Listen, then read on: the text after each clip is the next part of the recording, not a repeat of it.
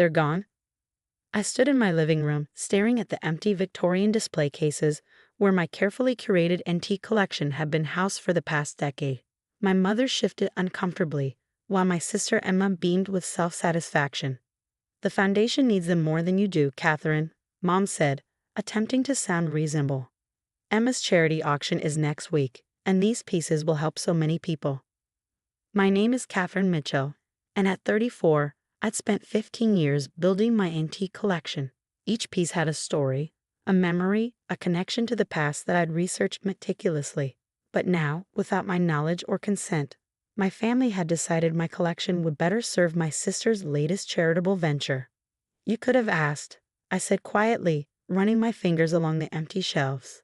Emma laughed, flipping her perfect blonde hair. "Oh, please, you would have said no. Besides, Mom and Dad still have keys to your house. They're just trying to help me help others. Don't be selfish, Cat." Selfish. That word had followed me throughout my childhood. Any time I didn't immediately yield to Emma's wishes. When she wanted my room because it had better lighting for her dance practices, I was selfish for hesitating.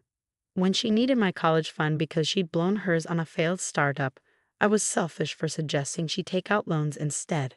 "The auction's next Saturday," Mom added brightly. "You should come. See how much good your collection will do. The Mitchell Foundation for Creative Arts is going to help so many underprivileged children." I bit back a laugh. Emma's foundation was barely 6 months old, created after she'd grown bored with her yoga studio venture. She'd never shown any interest in art or antiques before. But suddenly my collection was crucial to her cause. "Where are they now?" I asked, keeping my voice level. "In storage at the auction house," Emma replied, scrolling through her phone. "Don't worry, they're insured. Though honestly, Kat, it's just old furniture. I never understood why you wasted so much money on that stuff anyway." Just old furniture. The Chippendale secretary desk that had taken me 3 years to restore. The Victorian music box I found at a small estate sale in Maine. Its delicate melody still perfect after 150 years. The set of hand-painted Baroque candlesticks that had once graced a French chateau. "You had no right," I said, my voice firmer now. Mom's expression hardened. "Catherine Ann Mitchell, don't start. Your sister is doing important work. These pieces were just collecting dust here. Now they'll make a real difference." I walked to my study, aware of them following me.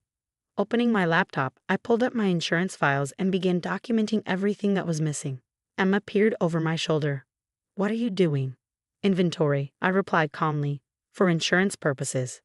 "You're not going to make a fuss, are you?" Mom asked, her tone warning. "Your father and I fully support Emma's foundation.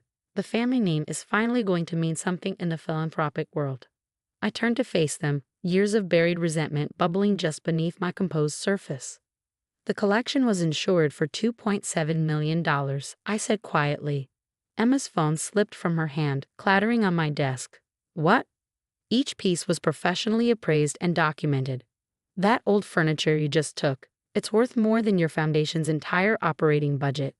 Mom sank into my office chair, her face pale. "But you never said. You never asked. You never asked about my hobby, never showed any interest in why I spent weekends at auctions or summers studying restoration techniques. You were too busy funding Emma's latest whims." "Now wait a minute," Emma started, but I held up my hand. "The auction is next Saturday, you said." I smiled, a plan already forming in my mind. "Perfect. That gives me just enough time." "Time for what?" Mom asked wearily. "To make a donation of my own." I turned back to my laptop, dismissing them as clearly as they'd dismissed my passion for years. "You should go now. I have some calls to make." After they left, I sat in my study, looking at the photographs of my collection. Each piece had been chosen with care, restored with patience, and loved for its history and beauty. Now they were gone, taken by the same family who'd never understood why they mattered to me. I picked up my phone and dialed a number I'd saved years ago, waiting for the familiar voice to answer. "Marcus, it's Catherine Mitchell. Remember that conversation we had about my family's historic estate?" "Yes, the one my parents still live in. I think it's time we discussed its future preservation." My parents had taken my collection, believing it was just pretty furniture. They had no idea they just triggered a chain of events that would shake our family's foundation, in more ways than one. I smiled as I hung up the phone, remembering the estate's estimated value, $12 million. Emma wasn't the only one who could make charitable donations, and I was about to teach my family a lesson about taking things that didn't belong to them. The week before Emma's auction was a flurry of activity, though not the kind my family expected. While they were busy promoting their charitable event, I was meeting with Marcus Harrison, the director of the National Historic Preservation Society. The Mitchell estate is a perfect candidate for preservation, Marcus said, examining the old photographs I provided. Built in 1892, original architecture largely intact, significant historical value to the region. And you say your parents still live there? Yes, I replied, sipping my coffee. They've never appreciated its historical significance. They've been talking about modernizing it for years. Marcus winced. That would be a tragedy. Properties like this are irreplaceable. I nodded, thinking about my irreplaceable antiques. The estate was left to me by my grandmother, you know. She knew I'd understand its value. I've just been letting my parents live there. The truth was, Grandma had seen what my parents couldn't, my deep love for history and preservation. She left the estate to me in a private will amendment that my parents knew nothing about. They assumed they'd inherited it directly. Catherine, Emma's voice cut through my thoughts as she burst into my office the next day. Why aren't you returning Mom's calls? We need you to write a speech for the auction about donating your collection. I looked up from my paperwork. I'm busy, Emma. Besides, I didn't donate anything. You took it. She rolled her eyes. Don't be dramatic. It's for charity. Everyone's talking about how generous the Mitchell family is. You should be proud. Generous with other people's possessions? I raised an eyebrow. How noble. Why are you being like this? She perched on my desk, knocking over a stack of documents. You never cared about attention before. Always hiding away with your old furniture and dusty books. I carefully straightened the papers, property documents, historical surveys, preservation agreements. You're right, Emma. I never cared about attention. I still don't. Then come to the auction. Smile for the photos. Help us show everyone what our family stands for. I met her eyes. Oh, I'll show exactly what this family stands for. The day before the auction, my parents arrived at my house unannounced. Dad looked uncomfortable, Mom determined. Catherine, you're embarrassing us, Mom declared.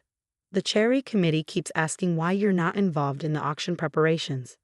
People are talking. Let them talk, I replied, not looking up from my laptop where I was finalizing documents with Marcus. This isn't like you, Dad added. You've always been the sensible one. The quiet one. The pushover, you mean? I finally looked at them. The one who never complained when you gave Emma my college fund.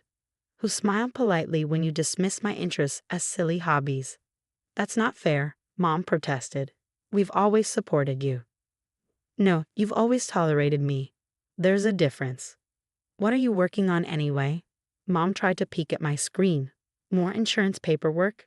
You're not going to make a scene at the auction, are you? I closed my laptop. Don't worry, Mom. I won't do anything to overshadow Emma's big moment. They left unsatisfied but relieved, thinking they'd averted a crisis. They had no idea what was coming. That evening, I met with Marcus one last time to sign the final papers. The Mitchell estate would be donated to the National Historic Preservation Society, transformed into a museum of Victorian architecture and design.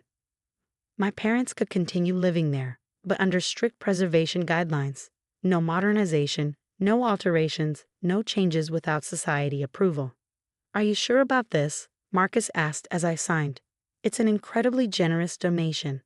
I thought about my antique collection scattered across auction displays without my consent. Unsure. Some things deserve to be preserved, protected from people who don't understand their value. The press release goes out tomorrow morning, he confirmed, right before the auction. I smiled, imagining the scene that would unfold. Perfect timing. Back home, I stood in my empty living room, looking at the bare display cases. Soon they would be filled again, not with my original collection, but with new pieces I'd spend years finding and restoring. My passion wasn't in the possessions themselves, but in the hunt, the restoration, the preservation of history. My phone buzzed with a text from Emma. Final chance to write that speech. Don't let the family down. I didn't respond, Tomorrow, the Mitchell family would learn exactly how it felt to have something precious taken without their consent. My parents would wake up to discover they no longer controlled their beloved estate, just as I'd woken up to find my collection gone. The difference was, my donation would actually preserve something valuable for future generations. And unlike them, I had every legal right to do what I'd done. I went to bed that night feeling lighter than I had in years. Tomorrow would change everything, and for once, I wasn't going to be the quiet, sensible Catherine they'd always taken for granted. The morning of the auction dawned bright and clear. I dressed carefully in a vintage Chanel suit, another piece my family had never appreciated or understood. As I drove to the auction house, my phone started buzzing incessantly. The press release had dropped. Emma called first, hysterical. "What have you done?" "Mom's having a breakdown. The estate." "How could you?" I let it go to voicemail. Then came Dad's messages, alternating between threats and pleas. Mom simply texted, "Come home immediately. We need to discuss this outrage." Instead, I walked into the auction house, where my antique collection was displayed for Emma's grand charity event. The irony wasn't lost on me. My family had taken my carefully curated pieces to preserve art and culture, while simultaneously planning to strip all historical value from our ancestral home. "Catherine," Emma spotted me, rushing over in a panic. "You have to fix this. The Preservation Society, they're saying the estate belongs to you? That you've donated it." I smiled serenely. "Actually, it's already done. The papers were signed yesterday. The Mitchell estate is now officially a protected historical site." But where will Mom and Dad live?" "They can stay, of course. The society is very reasonable. They just can't make any changes without approval. No modernization, no renovations, no destroying its historical integrity." I paused meaningfully. It's funny how important preservation suddenly becomes when it's your own treasures at stake. Emma's face flushed with anger. "This is revenge, isn't it? Because of the antiques." "No, Emma. This is protection. Something you taught me was necessary when you decided my collection needed to be preserved through your foundation." The auction room was filling up with local socialites and media. My parents arrived, looking shell-shocked and angry. Mom made a beeline for me, but was intercepted by Marcus, who just arrived with his team. "Mrs. Mitchell," he called out cheerfully, "we're so excited about cataloging the estate's original features. Catherine tells us you've maintained much of the Victorian infrastructure." I watched as my mother plastered on her social smile, trapped by appearances into playing nice with the man who now controlled her renovation dreams. Dad stood by, looking lost without his usual authority. The auction began, and I took my seat in the front row. Each of my pieces came up for bid, and I watched them sell one by one. But instead of feeling loss, I felt vindicated. The total came to just over $3 million, more than I estimated. Emma took the podium, trying to maintain her composure. "The Mitchell Foundation for Creative Arts would like to thank our generous donors, especially my sister Catherine, whose contribution made this possible." I stood up then, walking to the podium. Emma tried to stop me, but I gently moved her aside. "Thank you, Emma. I'd like to say a few words about preservation." The room fell silent. "Today we've raised over $3 million from my antique collection, a collection I spent 15 years building, researching, and restoring. Each piece had a history, a story, a value beyond its price tag." I looked directly at my family. In that spirit of preservation, I'm pleased to announce that the Mitchell estate, my grandmother's legacy, will now be protected for future generations. The National Historic Preservation Society will ensure its architectural integrity remains intact, just as my antiques will now be preserved in new homes that value their significance. The audience applauded, missing the tension crackly between me and my family. Local reporters scribbled furiously, loving the story of dual preservation efforts within one prominent family. Afterward, my mother cornered me by the coat check. "You've ruined everything," she hissed. "Our renovation plans, our reputation." "No, Mom, I've saved everything. The estate, its history, and most importantly, my self-respect." "But why?" Emma demanded, joining us. "Why go this far?" "Because some things are worth protecting," I replied simply. "Some things have value beyond what you can see on the surface. You taught me that when you took my collection. I'm just returning the lesson." 6 months later, the Mitchell estate was featured in Historical Homes magazine. The Preservation Society had done an amazing job documenting its significance, and tours were already booking months in advance. My parents still lived there, gradually learning to appreciate its original features rather than plotting to replace them. Emma's foundation struggled after the initial publicity wore off, and she eventually moved on to her next project. But something had shifted in our family dynamic. They'd learned I wasn't the pushover they'd always assumed I was. My new antique collection was coming along nicely, each piece carefully chosen and documented. But this time, my family treated it with respect, finally understanding that value isn't always visible to those who don't take the time to look deeper. The empty display cases in my living room were filling up again. But they held more than just antiques now. They held the proof that sometimes the quietest person in the room can make the loudest statement. You just have to know what's worth fighting for.